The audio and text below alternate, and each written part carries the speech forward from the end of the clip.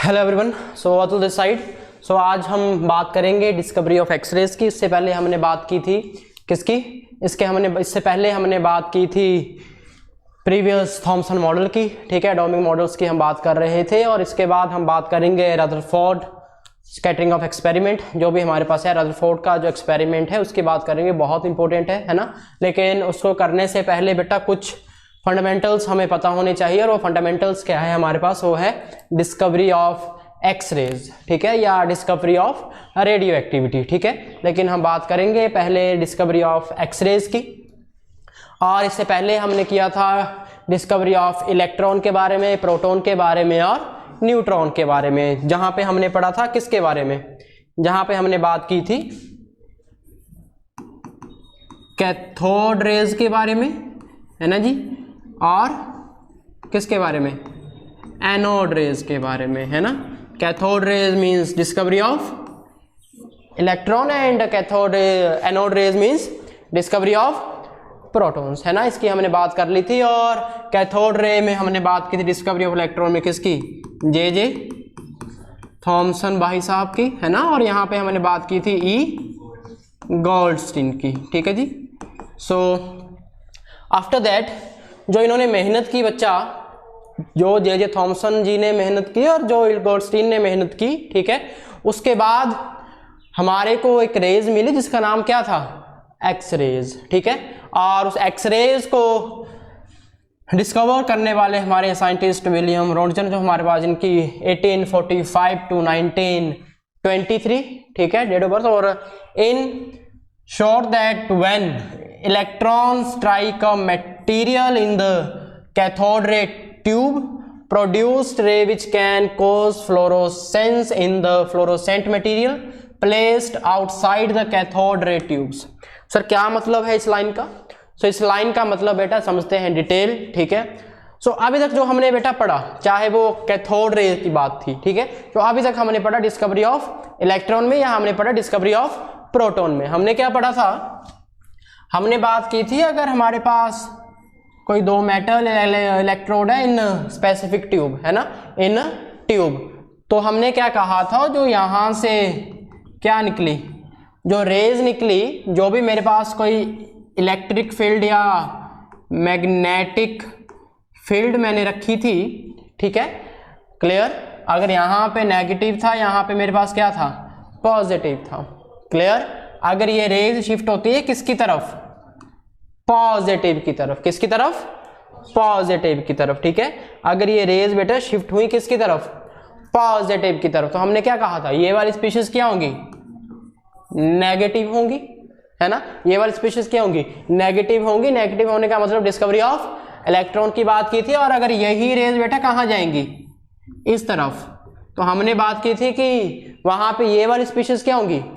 Positive. मतलब ये cathode वाला फंडा हो गया, और अगर पॉजिटिव आएगा तो वो एनोड वाला फंडा हो गया, क्लियर। इतनी बात हमने कर ली थी। अब सर ये एक्सरेज का क्या फंडा है ना। तो एक्सरेज का फंडा क्या है बेटा? तो ये साइंटिस्ट थे हमारे पास, इन्होंने क्या किया? इन्होंने कहा कि कैथोड भी आ गया, एनोड भी आ गया, है ना, दोनों तरह की रेज निकल गई ट्यूब से, है ना। अब मैं क्या करूं?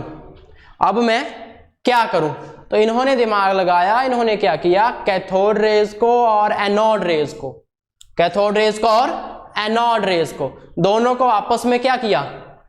लड़वा दिया। दोनों को आपस में क्या किया? लड़वा दिया उस ट्यूब में, ठीक है। क्या किया? लड़वा दिया। मतलब एक साथ अगर कैथोड रे और एनोड रे वहां पे गई, तो इन्होंने देखा कि उसका इंपैक्ट क्या पड़ा, उस ट्यूब में, क्लियर। तो इन्होंने देखा कि जैसे ही कैथोड एनोड को इन्होंने लड़वाया, क्या किया? कैथोड और एनोड को आपस में लड़वाया, या एक साथ उनको उस ट्यूब में रिएक्ट करवाया, तो वहां पे हुआ क्या? कुछ और तरह की रेज निकली, कुछ अलग तरह की रेज निकली। इतना समझ आया, ठीक है। तो वहां पे क्या हुआ? कुछ अलग तरह से रेज निकले, और वो जो रेज थी वो थी इनविजिबल रेज। वो क्या थी? इनविजिबल रेज, ठीक है। वो दिख नहीं रही थी। वो दिखी कैसे? वो दिखी जो जब इलेक्ट्रॉन स्ट्राइक किए किसके ऊपर? Material in the cathode ray tube. Is a clear? जो भी वो रेज निकली होंगी, स्ट्राइक करी होगी, प्रोड्यूस रेज, तो वहां से जो रेज प्रोड्यूस हुई सबसे पहले वो क्या थी, इनविजिबल थी, ठीक है। और इनविजिबल थी तो पता कैसे चलेगा, जब भी रेज इनविजिबल होती हैं तो हम पता है हम यूज क्या करते हैं, जिंक सल्फाइड फ्लोरोसेंट का यूज करते हैं, फ्लोरोसेंट मटेरियल का यूज करते हैं। तो वो हमें कहां दिखी, fluorescence in the fluorescent material, जो हमने उस टेस्ट ट्यूब के बाहर क्या लगाया था, फ्लोरोसेंट मटेरियल लगाया था इन जिंक सल्फाइड, है ना। और वो कहां था प्रेजेंट, वो कहां था, outside the cathode ray tube, वो कहां था, outside the cathode ray tube. और अगर वो outside the cathode ray tube था तो जैसे ही रेज वहां पे बजी और वो वाला पॉइंट क्या हुआ होगा, ग्लो हुआ होगा, है ना। तो हमें यह पता चला कि वो जहां से जो रेज निकली, वो जहां बजी outside the cathode ray tube, उन रेज को इसने नाम दिया किसका, एक्स रेज का। किसका, एक्स रेज का। उस रेज को बेटा क्या नाम दिया भाई साहब ने, एक्स रेज का। इज इट क्लियर, ठीक है। So after X rays did not know the nature of the radiation, उनको इसका नेचर के बारे, रेडिएशन का जो नेचर था उसके बारे में अभी पता नहीं था, तो उसने इसका नाम क्या रखा, he named them what, X rays. उसने नाम क्या रखा, एक्स रेज। उसको नहीं पता कि ये क्या हो गया, कुछ रेज आई और सामने टकराई और क्या हुआ, और क्या हुआ, ग्लो हुआ, है ना। वो जो पॉइंट ग्लो हुआ तो इसने को नहीं पता था कि वो क्या हुआ, बट इसने उसको नाम क्या दिया, एक्स रेज का नाम दिया। और वो हम आज तक नेम को पढ़ रहे हैं, the name is still carried on, है ना। So these are not deflected by the electric and magnetic field. हाँ जी, बहुत इंपॉर्टेंट पॉइंट, बहुत इंपॉर्टेंट पॉइंट। क्या, these are not deflected by the electric and magnetic field. समझे इस point का मतलब, मेरे हिसाब से तुम समझ गए, समझ गए, क्या समझे, कि जब वो आपस में लड़े, अगर कैथोड था वो कहां जाएगा, नेगेटिव की, पॉजिटिव की तरफ। एनोड था, कहां जाएगा, नेगेटिव की तरफ। जब वो आपस में इकट्ठे हुए तो कैथोड वाले ने एनोड को कैंसिल किया, एनोड वाले ने कैथोड को कैंसिल किया। तो इन्होंने कहा कि जो वो रेज निकली उनका क्या, वो जो इलेक्ट्रिक और मैग्नेटिक फील्ड हमने लगाई थी उसका कोई इम्पैक्ट पड़ा ही नहीं, उसका कोई इम्पैक्ट पड़ा ही नहीं। और वो रेज सीधी डिशुम, सीधी सामने जिंक सल्फाइड, क्लियर, वहां पे अटैक हुई और वहां पे अटैक होते ही हमें पता लग गया कि वो जो रेज है वो क्या है, एक्स रेज है, क्लियर, ठीक है। और उस पर मैग्नेटिक और इलेक्ट्रिक फील्ड का कोई भी फंडा नहीं आया, ठीक है जी। सो अब उन्होंने क्या देखा, और वो जो रेज निकली जिसमें इलेक्ट्रिक मैग्नेटिक का कोई फंडा था ही नहीं, तो उसमें हुआ क्या, have very high penetrating power through the matter. उसकी जो पेनिट्रेटिंग पावर थी वो क्या थी, बहुत ज्यादा थी। ऐसी रेज थी कि वो क्या, कोई भी सॉफ्ट, थोड़ी बहुत सॉफ्ट चीजें जो होगी उसको सीधी पार कर जा रही थी। इनकी एनर्जी इतनी थी कि वो उनको क्या कर रही थी, पार कर जा रही थी। हम जैसे एक्सरे करवाते हैं अपने, होते हैं ना एक्सरे, हॉस्पिटल्स में एक्सरे मशीन होती है, हमारे एक्सरे होते हैं। अगर हमने एक्सरे करवाना है तो आपने देखा होगा, बाजू का करवाना है, पैर का करवाना है, कभी हम एक्सरे करवाते हैं तो जो रेडिएशन एकदम से ऐसे क्लिक होकर बचती है ना, तो उसमें क्या होता है, हमारे पास हमारी चमड़ी थोड़ी, स्किन थोड़ी आती है उसमें। कभी आई कि हम एक्सरे देख रहे हैं उसमें स्किन भी दिख रही है, होता है ऐसा? नहीं होता, क्योंकि वो रेडिएशन में एनर्जी ज़्यादा होती है और वो स्किन को क्या चेक करके पार कर देती है। और वो कहाँ बचती है जाके, बोन्स में। बोन्स को वो पार नहीं कर पाती, क्लियर। और बोन्स को पार नहीं कर पाती, इसलिए जो हमारे एक्सरे हैं वहाँ पे हमें सिर्फ क्या दिखती हैं, हमारी बोन्स दिखती हैं, क्लियर। और जो बोन्स में हल्की फुल्की गड़बड़ी होती है वहाँ पे वो स्ट्राइक कर जाती है चीज़, और डॉक्टर बोलता है जी यहाँ पे ये चीज़ कमी है ना। सो इसमें की जो एनर्जी है उसकी पेनिट्रेटिंग पावर ज़्यादा है, जिस कारण क्या होता है, वो सॉफ्ट चीज़ है या स्किन है हमारी, उसको डायरेक्ट पार करके कहाँ बचती है जाके। तभी कहा जाता है कि जब ये एक्सरे करवाते हैं कि ज़्यादा एक्सरे भी ठीक नहीं होते, ठीक है, क्योंकि इनकी रेडिएशन बहुत ज़्यादा होती है, ठीक है। अब is reason that these rays are use to study the interior of the object. ये छोड़ो भाई, एक्सरेज वाली बात है, ठीक है, जो ऑब्जेक्ट के लिए यूज़ की जाती है एक्सरेज मशीन के लिए, ठीक है। सो ये बात आ गई हमारे पास, क्या पढ़ा हमने कि पेनिट्रेटिंग पावर क्या है, ज़्यादा है। The next point is these rays are of a very short क्या वेवलेंथ, शॉर्ट क्या वेवलेंथ 0.1 नैनोमीटर है ना। सो इसकी जो वेवलेंथ है वो क्या है, बहुत ज़्यादा शॉर्ट है। ठीक है, वेवलेंथ का फंडा क्या है, वेवलेंथ पता है ना। वेवलेंथ क्यों कम है, क्योंकि फ्रिक्वेंसी क्या होगी, ज़्यादा होगी। फ्रिक्वेंसी क्या होगी, ज़्यादा होगी, क्योंकि वेवलेंथ जो है बेसिकली हमारे पास क्या फंडा है कि जो हमारे पास फ्रिक्वेंसी है वो क्या है, इनवर्सली है किसके, वेवलेंथ के, किसके, लैम्डा के, है ना। तो ये हमें पता है। ठीक है, अब जहाँ पे हमारी वेवलेंथ कम होगी वहाँ पे क्या, जो फ्रिक्वेंसी है वो क्या होगी, बहुत ज़्यादा होगी, है ना। So this is all about x rays and some important points regarding x rays. Clear. So ये आपने याद रखना है, डिस्कवरी ऑफ एक्सरेज। मैंने पहले कहा रदरफोर्ड को करने से पहले ये कुछ चीज़ें हैं जो हमारे को पता होनी चाहिए। ठीक है, so this is all about X rays. I hope कि आपको समझ आ गया होगा। ठीक है, फिर भी एक बार मैं फिर से बता देता हूँ क्या हुआ जब साथ में दोनों रेज आई, कैथोड और एनोड, क्या हुआ, इंटरमिक्स हुआ और वहाँ से एक इनविजिबल रेज निकली, वो डायरेक्ट कर गई outside of the cathode ray tube और वो ग्लो करा और वो उनको हमने नाम क्या दिया, एक्सरेज का नाम दिया। और उनको हमने एक्सरेज का नाम दिया और हमने ये देखा कि उस पर इलेक्ट्रिक और मैग्नेटिक फील्ड का कोई इफेक्ट ही नहीं पड़ा। ठीक है, और हमने ये देखा कि उसकी पेनिट्रेटिंग पावर बहुत ज़्यादा थी और उसकी वेवलेंथ बहुत कम थी। अगर वेवलेंथ कम थी तो फ्रिक्वेंसी ज़्यादा होगी, है ना।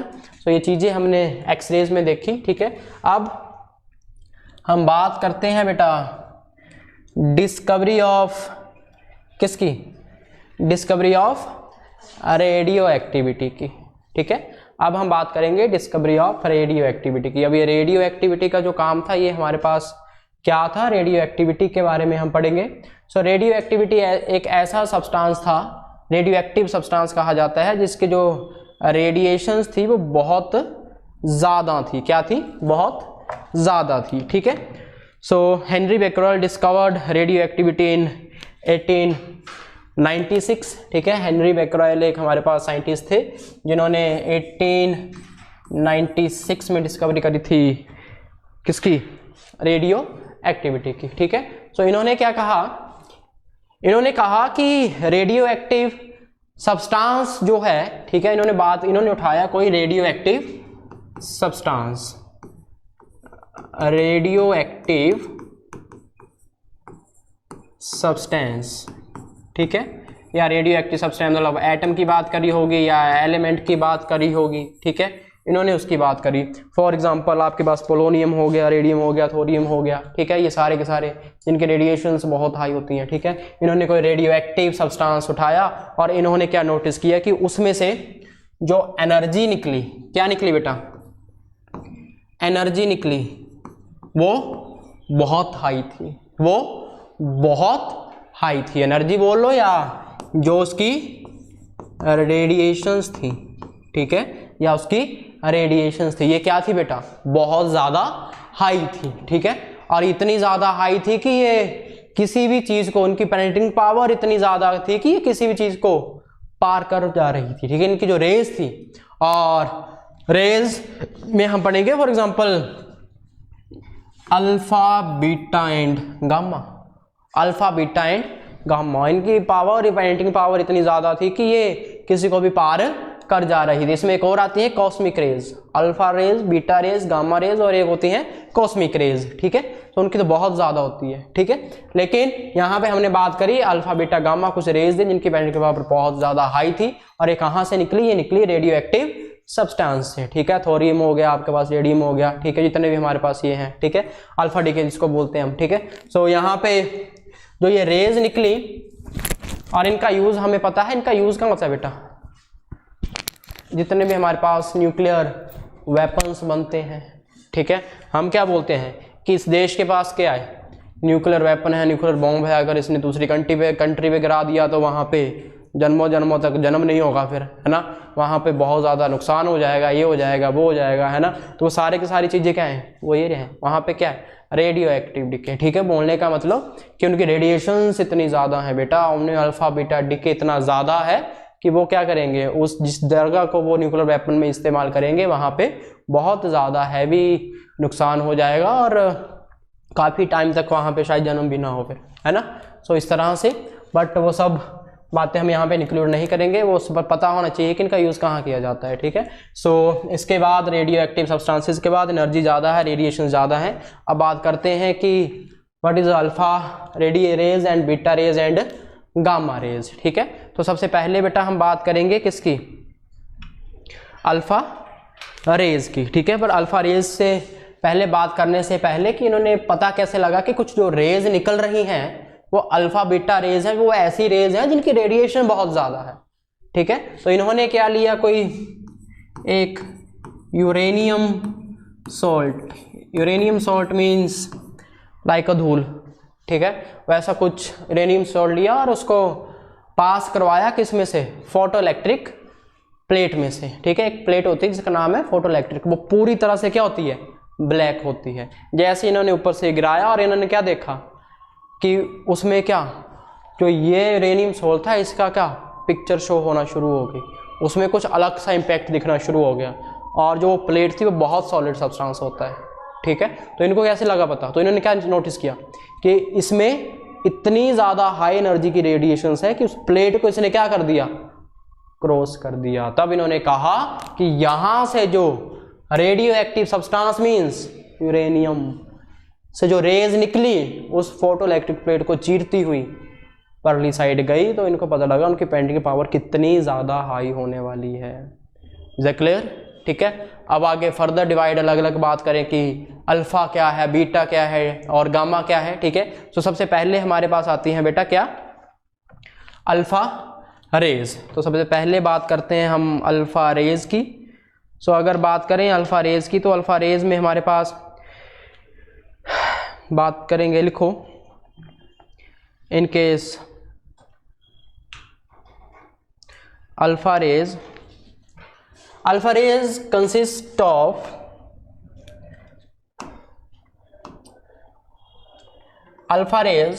Of high energy particles carrying 2 unit of positive charge and 4 unit of atomic mass।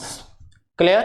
तो सबसे पहले यहां पे बेटा बात की किसकी, अल्फा रेज की, ठीक है। सो बात करेंगे सबसे पहले, हमने कल भी पढ़ा था सोर्स ऑफ अल्फा रेज।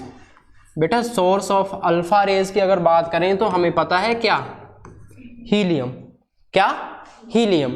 और हीलियम का 2 and 4 एटॉमिक नंबर 2 और मास 4।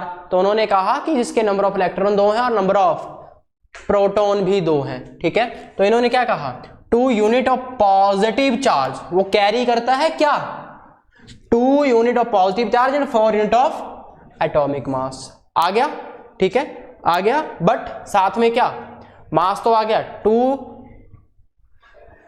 Positive charge, 2 unit of positive charge का मतलब क्या है, वैसे तो ये हमें पता है हीलियम का नोबल गैस है, नो रिएक्टिव। बेसिकली इसको अगर हमने फिर भी रिएक्ट करवाया तो रिएक्ट करवाते टाइम मैंने 2 इलेक्ट्रॉन अगर यहाँ से 2 यूनिट चार्ज इलेक्ट्रॉन बाहर निकाल ले तो इसके ऊपर चार्ज कितना आ जाएगा बेटा, इसके ऊपर आ जाएगा 2 पॉजिटिव चार्ज, ठीक है। तब कहा गया कि हीलियम को इसने क्या कहा कि हीलियम कैरी करेगा 2 यूनिट पॉजिटिव चार्ज, उसका मास कितना होगा, कितना होगा, 4, ठीक है। 4 इंटू मास इज मास, ठीक है। So this is a source of alpha rays, ठीक है। सो यहां से अब हीलियम टू पॉजिटिव को जब मैंने एक्सेलरेट करवाया, हीलियम टू पॉजिटिव को जब मैंने यहां से एक्सेलरेट करवाया तो उस टाइम जो रेज निकली वो रेज कौन सी निकली, वो निकली अल्फा रेज, वो निकली अल्फा रेज। क्लियर। तब कहा कि alpha rays consist what, this line, ठीक है, 2 unit positive charge with helium. Clear. So this is a formation of alpha rays. Clear. उसके आगे पढ़ते हैं। He concluded that alpha particles are helium nuclei as when alpha particle combined with 2 electrons yielded helium gas. आगे बात हुई, ठीक है, जब 2 इलेक्ट्रॉन के साथ इसको रिएक्ट हुआ, बाहर गए तो उसके बाद 2 पॉजिटिव आ गया और इसी के साथ फॉर्मेशन हुई किसकी, अल्फा रेज की, ठीक है। सो इतनी सी बात थी। उसके बाद अल्फा रेज के बाद हमारे पास आई बीटा रेज। कौन सी, बीटा रेज, ठीक है। तो बेटा अगर बीटा रेज की हम बात करें, so beta rays are negatively charge particle similar to the electron. बहुत इंपॉर्टेंट पॉइंट है, स्टेटमेंट में डायरेक्ट क्वेश्चन आते हैं, ये डायरेक्ट क्वेश्चन, ठीक है। सो नेक्स्ट लाइन में हमारे पास क्या था कि बीटा रेज हमारे पास ऐसी थी जिनमें क्या था, नेगेटिव चार्ज पार्टिकल थे और सिमिलर किसकी तरह थे, इलेक्ट्रॉन की तरह थे। सिमिलर किसकी तरह थे, इलेक्ट्रॉन की तरह थे। इलेक्ट्रॉन की तरह मतलब इस तरह से होंगे, ठीक है। और यहाँ से कुछ रेज निकली होंगी जिनकी पेनिट्रेटिंग पावर हाई थी और उनको नाम दिया गया क्या, क्या, बीटा रेज, ठीक है। उनको नाम दिया क्या, बीटा रेज, ठीक है। उसके बाद नेक्स्ट हमारे पास आती है गामा रेज, ठीक है, मोस्ट इंपोर्टेंट, ठीक है। तो गामा रेज हमारे पास क्या है, gamma rays are high energy radiations like X rays. इसमें हमें इतना याद रखना है, बेसिकली कहाँ से आई, इलेक्ट्रोमैग्नेटिक रेडिएशन से। किससे, इलेक्ट्रोमैग्नेटिक रेडिएशन से, ठीक है। ये यहाँ से कहाँ से निकली थी, इलेक्ट्रोमैग्नेटिक रेडिएशन से। और इलेक्ट्रोमैग्नेटिक रेडिएशन को हम आगे इसी चैप्टर में डिटेल में पढ़ने वाले हैं, ठीक है, जिसमें हम सारे स्पेक्ट्रम पढ़ेंगे, क्लियर।